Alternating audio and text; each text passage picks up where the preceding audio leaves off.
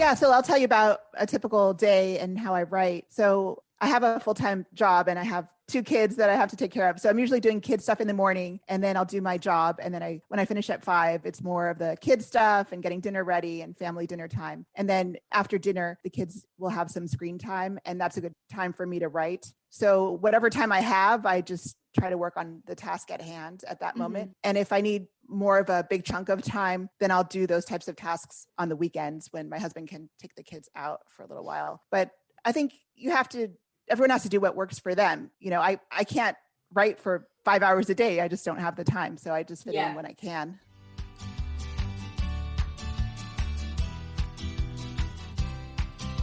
Welcome to the Confessions of a Working Mom podcast, where we bring you real life working mom stories, tips, tricks, and advice for thriving and surviving in motherhood. Because you shouldn't have to experience working motherhood alone. Join our community of support as we discuss all of the things and how we get by in this sometimes crazy and imperfect journey of working motherhood.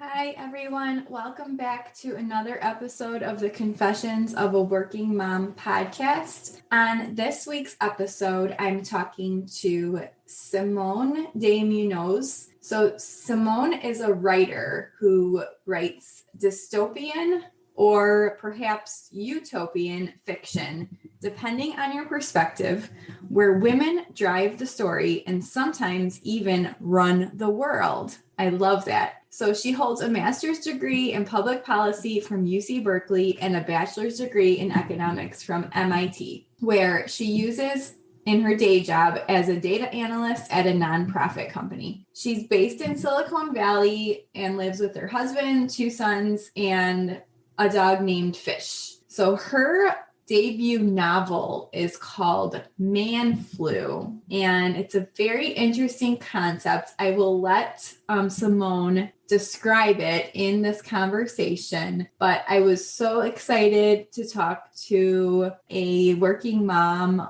author who wrote her debut novel. I think that's so exciting, and it shows that as working moms, we can pretty much do anything we set our minds to. If we have a dream to write a book, we can go out and do it. So without further ado, let's get started on this conversation with Simone and talk all things about writing her book, plus how she structures her time in order to pursue her passions. So let's get started.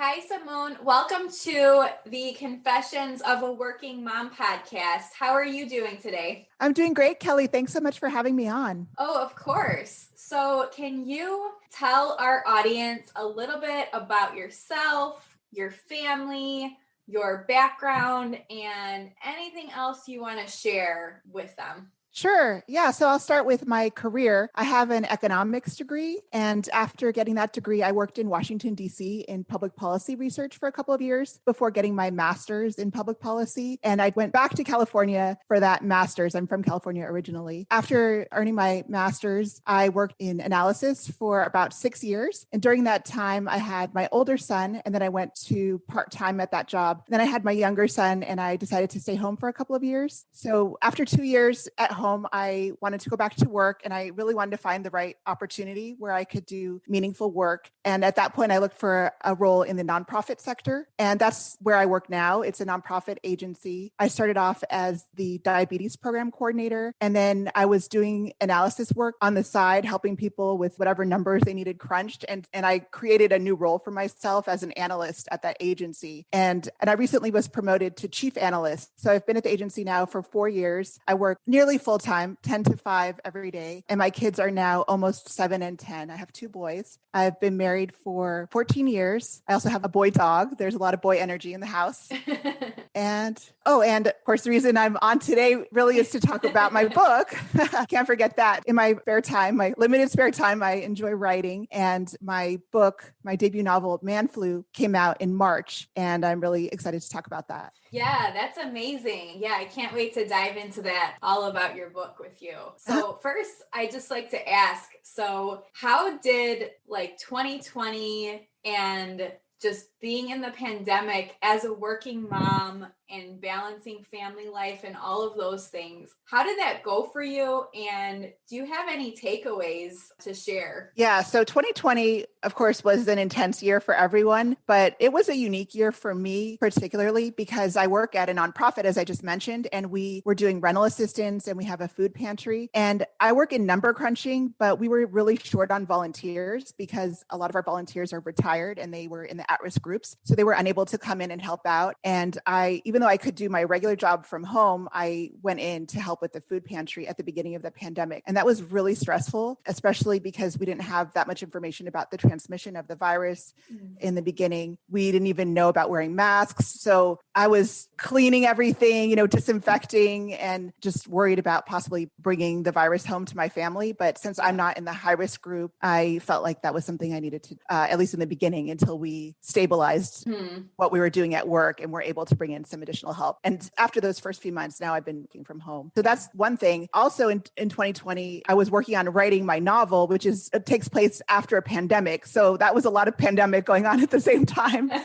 I was researching pandemics. We were living through the pandemic. It was a lot. But luckily throughout the year, and this is my big takeaway, we had childcare. And my takeaway is the importance of childcare for making our lives work. We had an au pair, and that's a program where the person comes from a different country and they live with your family. So it was such a relief that we didn't have to bring in an outside caregiver. The person was with us and that felt really safe. The kids were taken care of when they weren't in school. I was able to work and I was still able to continue writing. Yeah. That's my takeaway from 2020. Childcare, that's key.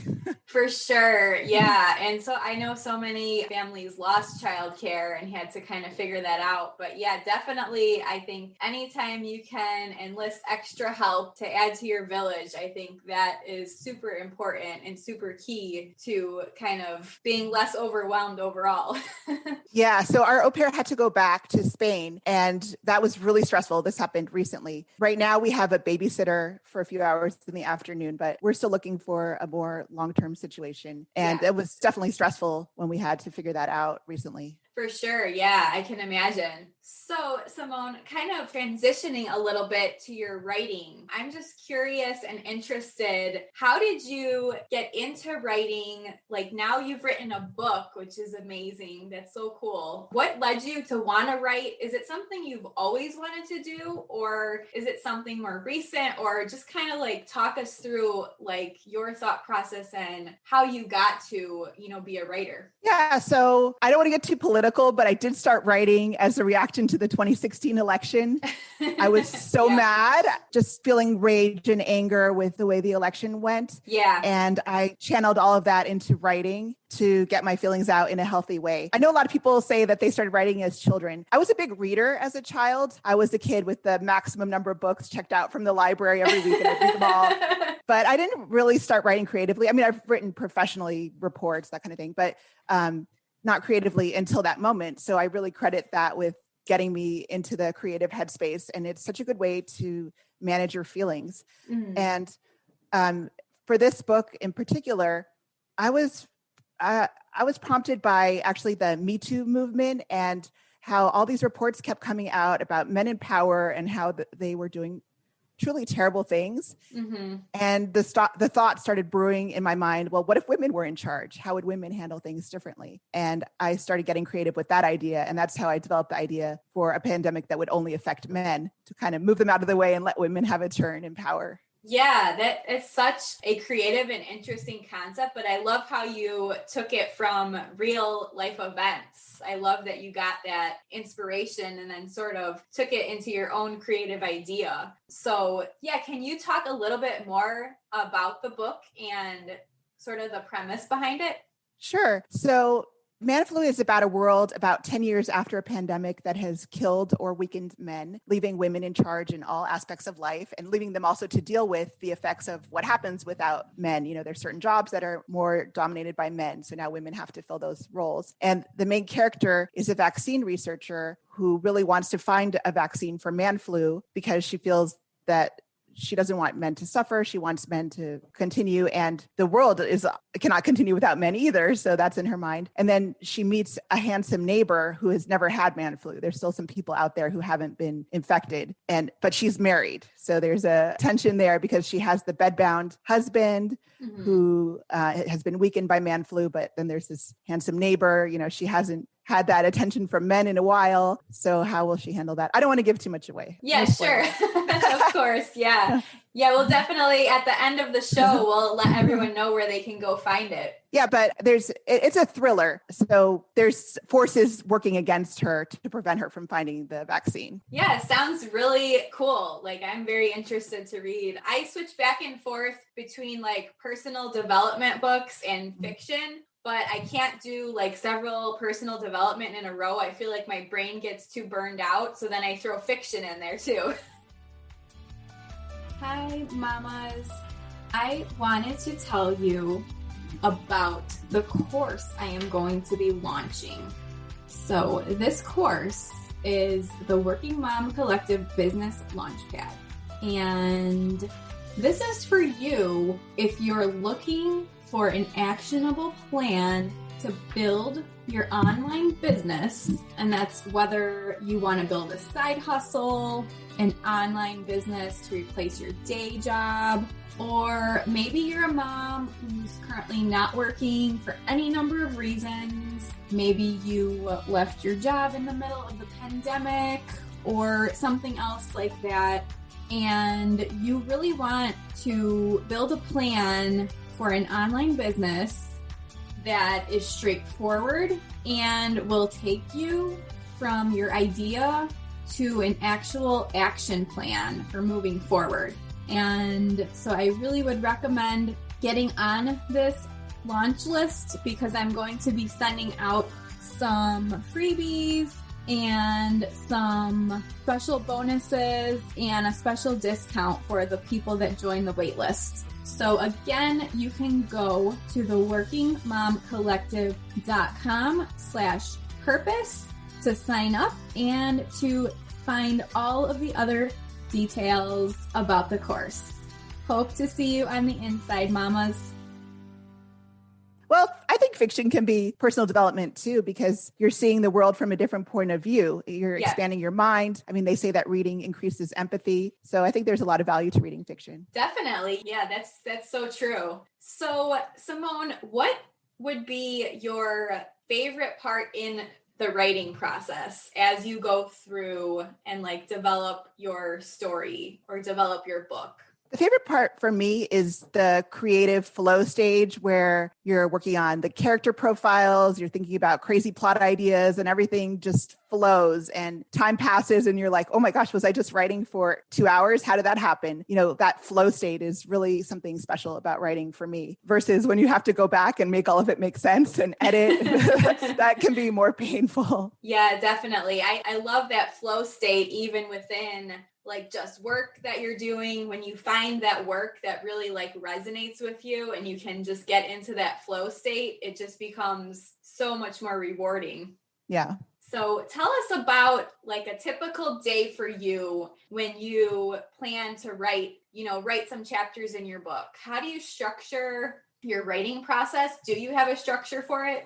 Yeah, so I'll tell you about a typical day and how I write. So I have a full-time job and I have the 2 kids that I have to take care of. So I'm usually doing kid stuff in the morning and then I'll do my job. And then when I finish at 5, it's more of the kid stuff and getting dinner ready and family dinner time. And then after dinner, the kids will have some screen time and that's a good time for me to write. So whatever time I have, I just try to work on the task at hand at that moment. And if I need more of a big chunk of time, then I'll do those types of tasks on the weekends when my husband can take the kids out for a little while. But I think everyone has to do what works for them. I can't write for 5 hours a day. I just don't have the time. So I just fit in when I can. For sure. Yeah. So how, I suppose I would ask, did you like follow a process? Like, did you learn a process somewhere, how to outline the book and put it together? I'm really interested in that because I think a lot of moms are like interested in starting to write, but they get sort of paralyzed by like finding the time, number one, or number two, like they get paralyzed by structuring it. So they have like this whole like massive project in front of them, and they're just like, they don't do anything because they're like, I don't know what step to take first. Yeah, that's a good question. So when I first started the book, I was just doing the free flow, let the ideas flow out type of process, which worked up into a certain point. And then I hit a wall where I was like, okay, I don't know how to finish this. I know I need to add more words. I know more things need to happen, but I have no idea where to go from here. At that point, I got a book coach. And the book coach got me to outline. I was resistant to outlining, but I think it is helpful. And there are different steps you can use. There are different types of outlines. There's an inside out, I think it's called the inside outline, which is part of the Author Accelerator outlining system. And the Author Accelerator is where I got my book coach. So that process worked for me. And that's something, anyone can look up online, that outline, and hiring a book coach if they're interested. And that really got me to be able to complete the book working from that point. Also, I attended a writing conference. So I can talk about the timeline for this book. I started writing in the summer of 2019, so totally before the pandemic. In February of 2020, I attended a writing conference in San Diego right before everything shut down. And so we already knew that there was this virus in Asia. It hadn't really affected the US much at that point, but we knew it was coming. And I met the person who would publish my book at that conference. And she said, "You're writing about a pandemic right now. You have to finish this." She was so excited. She wanted to publish it. So that gave me the motivation to continue writing. Yeah. And then a couple of months after that is when I hit that wall and ended up working with the book coach to finish it. Great. Yeah. So yeah, I think it's super important for, moms to realize that it doesn't have to be perfect. Like you can start your project, and then like you did, if you run into a wall, there's always help out there to kind of push through and like get extra support. So it's like, if it's something that's really like a dream on their minds, and, that shouldn't be a barrier for them. Yeah, there's so many resources available. There's free resources. And, there are things like attending a writing conference if you want to invest more in that. Yeah, for sure. So what are just like 3 tips you'd give to moms today to help them get started on either like specifically like writing a book or just writing in general, like if it's something that they want to explore? Yeah, so I can mention some of those resources. One is the Am Writing podcast. I think that one is really great to listen to for tips about all aspects of the writing process. There's also really good books about writing. There's On Writing by Stephen King. And just as a side note, he says that he doesn't outline, but I think if you're not Stephen King, you might want to outline. And there's Bird by Bird by Anne Lamott, which is really a good writing book. I just read Jennifer Weiner's memoir, Hungry Heart, which is really good. So yeah, there's tons of resources available. And I think if you are a person looking to get into writing, use those resources, listen to a podcast, read a book, and then also join a writing group or get a writing buddy. I'm really lucky to have the best writing buddy. We'll show each other what we're writing, give each other comments. Mm-hmm. She edited so much of Manflu just out of the kindness of her heart. And now I'm helping her. She's working on her first book. So that's something that's really helpful too. And then I would say also, set aside the time for it. If you've decided that this is something you want to do, schedule it in your calendar or somehow make it a priority. And like you would any other goal, work towards that goal. Like if it's a running goal, a writing goal, whatever it is, break that goal down and make it happen. Yeah, definitely. That's always helpful when you kind of break it into chunks. It becomes less and less overwhelming then. Yeah, for me, I had the goal to write 1,000 words a week,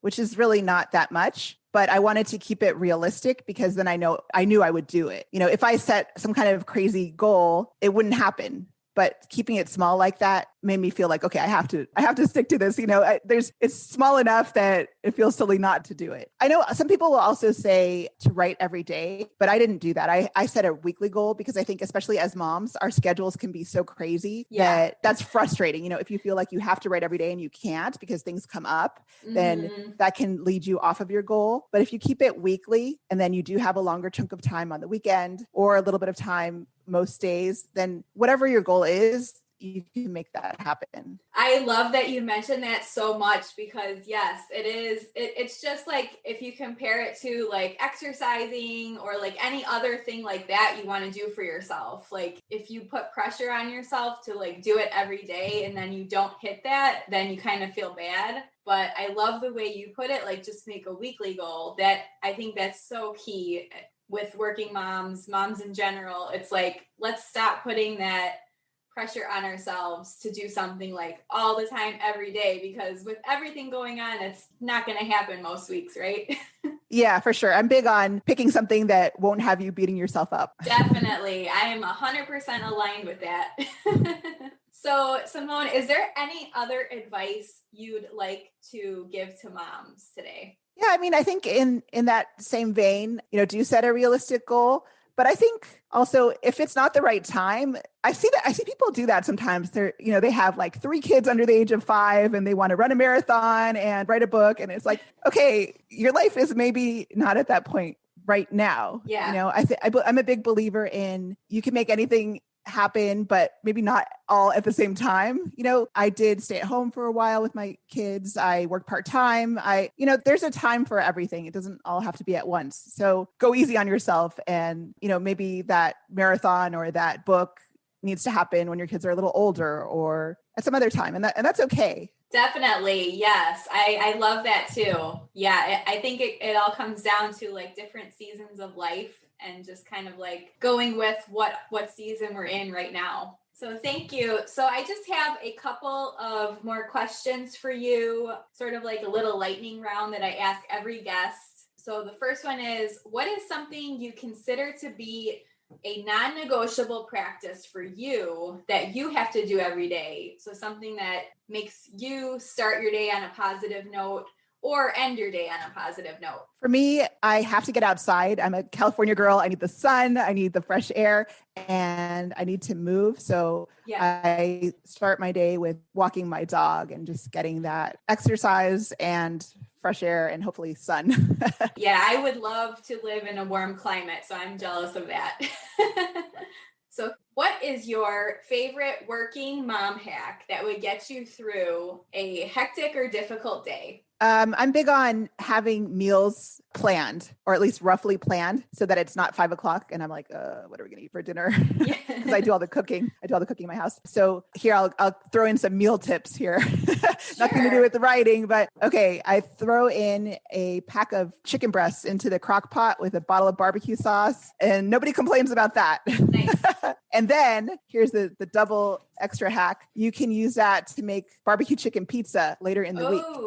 And that is a big hit too. That's my recent finding of quick cooking and crowd pleaser. I love that. Yeah. Kind of repurposing the meal. So it kills 2 birds with 1 stone. Exactly. I love that. Who would be your favorite author or expert podcaster, someone who's really influenced you? In terms of the writing, I would have to say the Writing podcast. That one is really just so full of good tips. Trying to think of others. Well, I haven't mentioned yet is Bookstagram on Instagram. So that I wouldn't say a specific person, but there's so many good accounts with writing tips. So I haven't mentioned that resource yet for people who are interested in writing. If you look up the different hashtags like writing tips, writing community, Bookstagram, all of that on Instagram is really helpful. Okay, sounds great. I'll have to check that out too.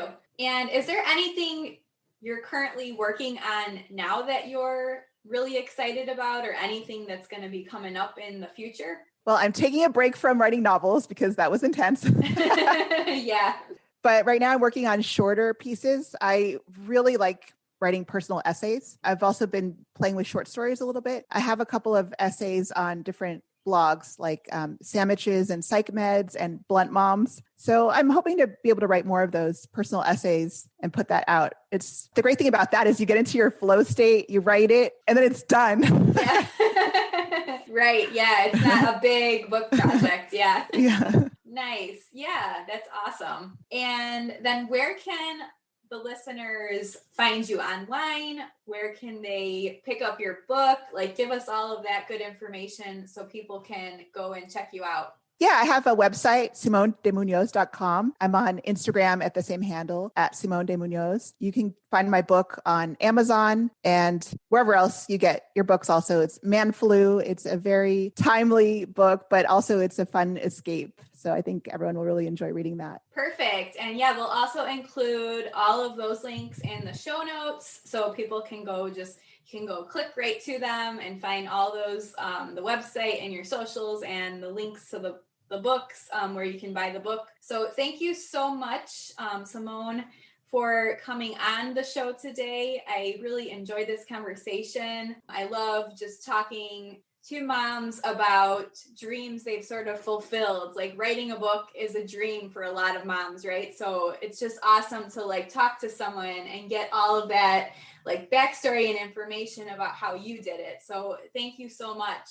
Yeah, thank you. I really enjoy that too. I know a lot of people have started asking me questions about the process. So I also like sharing that information and helping other people. Actually, a friend of mine ended up signing a deal to publish her book with the publisher that I'm using, since I've started putting all my information about my book out there. So that was really gratifying to see somebody else publish their book too. For sure. Yeah. If we can just continue to inspire other women to pursue their dreams, I think that's really what I love talking about on this podcast. So really that is really my passion. That's great. So thank you. Yeah, thank you. It was a pleasure to talk to you. Yes, you as well. I would be so grateful if you went and left a rating and review of the podcast. So Apple loves it when you rate and review the podcast that you love listening to. And it would just mean the world to me if you went over and left a rating and review for the podcast. So that way our show can be introduced to more working moms that really can gain positivity from these episodes, that can teach them something. So if you go and leave a rating and review, I would be so grateful, and just thank you again for continuing to listen every week. You are the reason why I continue to talk into this microphone for this podcast. Without you, I wouldn't have the podcast. So thank you so much.